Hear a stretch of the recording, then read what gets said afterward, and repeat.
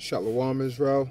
I'd like to give all praises, honor, and glory to Yahweh, Ba'ashem Yahushai, Ba'ashem Makakwadash, double honors to the apostles and the elders of Great Millstone, and Shalom to Lek out there doing his work of faith and live with love, true sincerity.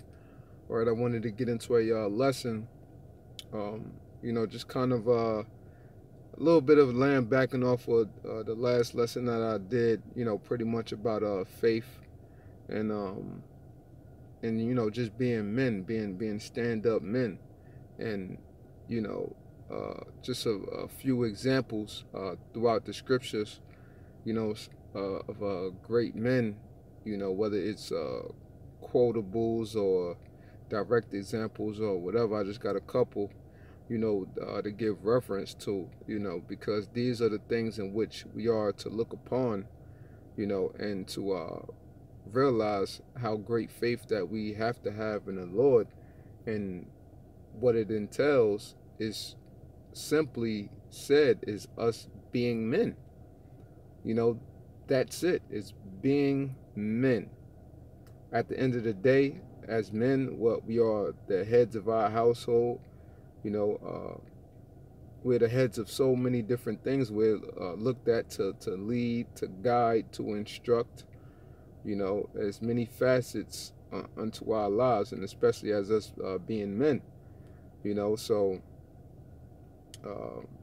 just knowing that fact, how much more should we take charge of, truly being men with, this word, with the ways that the Lord has bestowed upon us to be, to act, to proclaim his word,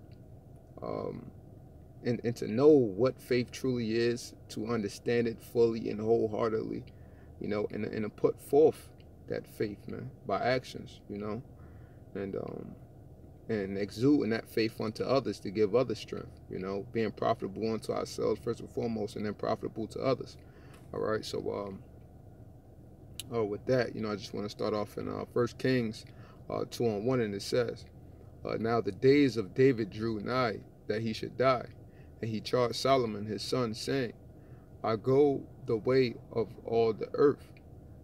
Which pretty much you mean what? It's about, I go the way of all the earth, meaning, self-explanatory. We all gotta die, during that time. Be thou strong, therefore, and show thyself a man. Okay, so he's saying what? Through basically, hey, this is time for me to go out, you know what I'm saying? But in my place, I know you're going to be up next. You've seen the examples and heard of the different things that I went through, or the wars and the battles, and how the Lord was standing up for me, how the Lord got me through. I need you to be the same way. Don't be fearful, All of that said, with those simple few words right there, man. All that said with them simple few words right there. Because if you know the relationship between a father and the son, and especially if they have a good relationship and that strong bond, the son grew up in a household with the father. He always looked up to the father for everything.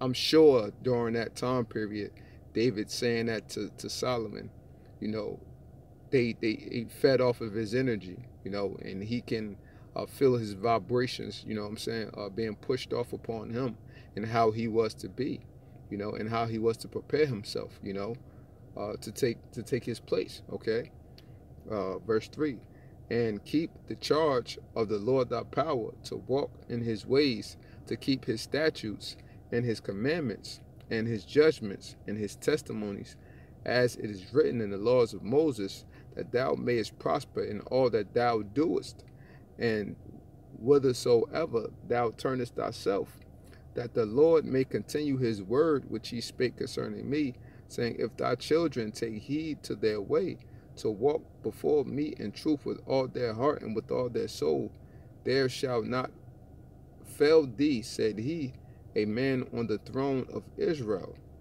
So, David's like, hey, you gotta keep up the stead, man, because the Lord said that if my children after me would follow me the same way that I followed them, then hey, through my line, we shall not fail to be on the throne, man. You know what I'm saying? So I need you to hold the fort down. This passing down the torch, man. You know what I'm saying? He's giving them the prime instructions. It's self-explanatory, man. You know, follow the ways of the Lord. And he told him what, most importantly, what to be strong, man. You know, just self-explanatory. Just giving him that guidance and, you know, and everything that he needs as a young man growing up. Damn, it was just on my head, tip of my head. Slovakia. You know what? Let me go to till it come back, because I lost my train of thought.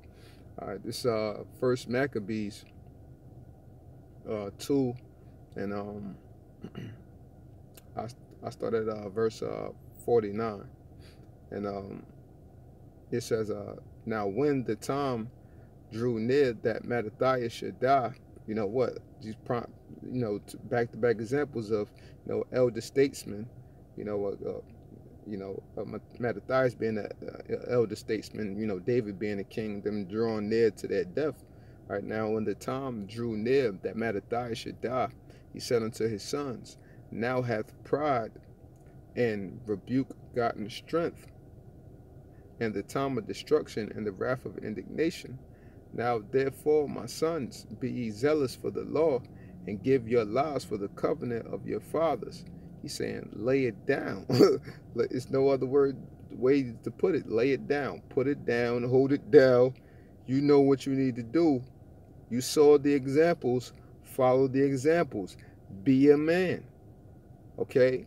This is the definition of being a man, is following the law, statutes, and commandments of the Most High. You know what I'm saying? Truly living for something and be willing to die for something that you know is profiting you, man. Not being willing to live and die for a gang banging flag, or your hood, your set, your block, or I'm willing to die about my respect, or a bunch of wicked shit, man. You know what I'm saying? Truly being a man is being zealous for the law of the Most High, one to give our lives for it if it requires that, man. You know, when it comes down to it. Doing our best to be a stand-up guy, so to speak, you know, on a regular basis. You know what I'm saying? When we, as we walking within this wicked world, as we dealing with brotherhood, you know, the brothers and orders that are given down, so on and so forth. It's just being men, man. Self-explanatory. Now therefore, my sons, be ye zealous for the law, and give your lives for the covenant of your fathers. Call to remembrance what acts our fathers did in their time, so shall ye receive great honor in an everlasting name. And this is what we're looking forward to. We have to, first and foremost, before all things, what we call to remembrance what acts of our fathers did in their times, man. You know, and there's so many different examples, but we call upon these remembrances. We call upon these you know, these examples, you know, to help to give us strength, because they are examples of strength. And that's a big portion of why the Lord had to lay out the book, so we see an example of what to follow as we see our present apostles, and we look at their examples and hear their stories and their tales of which they went through, so we know what to look for, how to be, how not to be, and we take the things in which they went through for strength, you know. And we gather that up unto ourselves, like, damn, they went through this. Okay, well, that got to give me more faith. The Lord get them through this, I know the Lord won't get me through this, man. You know, and that's just how it goes, man. You know, we one hand wash the other in the spirit, man. You know, was not Abraham, and what we look forward to getting great honor in the everlasting name in the kingdom after the Lord get his glory first, because it's all about the Lord getting his respect and his glory, man, his just due. And then we get ours on the back end, man. You know, like how in the record industry, you know, they might cut you a nice upfront check, but what the company getting on the back end, man, you know what I'm saying? They getting a whole lot on the back end. But with the Lord want his first, man. You know what I'm saying? And we get ours on the back end, and it's going to be well worth it, man. You know, those people that seeking that consolation now, they not truly being men about theirs, man. Because they just doing it in a wicked way.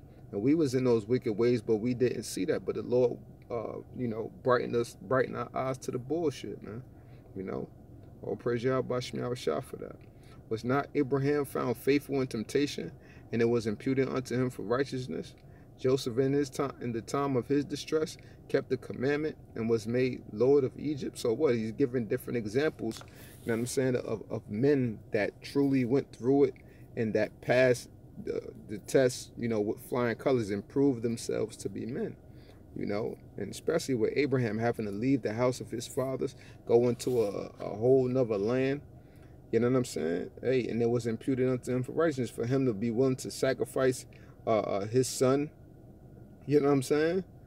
Like, I mean, hey, man, that takes great faith to be able to want to do that, man. You know, Joseph, you know what I'm saying? Him being away from his family, his brothers shipping him off, you know, but it all being to the will of the Most High. You know what I'm saying? Hey, imagine the hell and the torment that went on in his mind, and him being when he was like 11, 12, like a young man at that time. Imagine the distress going on through his head, man. You know, just being ripped from his family, ripped from his whole culture and everything he's ever known to a foreign people. You know what I'm saying? And to have to learn their culture, be brought up in their ways in their household, man. But the Lord gave him favor, you know.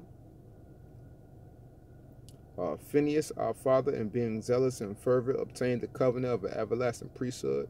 Yahushua, for fulfilling the word, was made a judge in Israel. Caleb, for bearing witness before the congregation, received the heritage of the land. David, for being merciful, possessed the throne of an everlasting kingdom. Elias, for being zealous and fervent of the law, was taken up into heaven.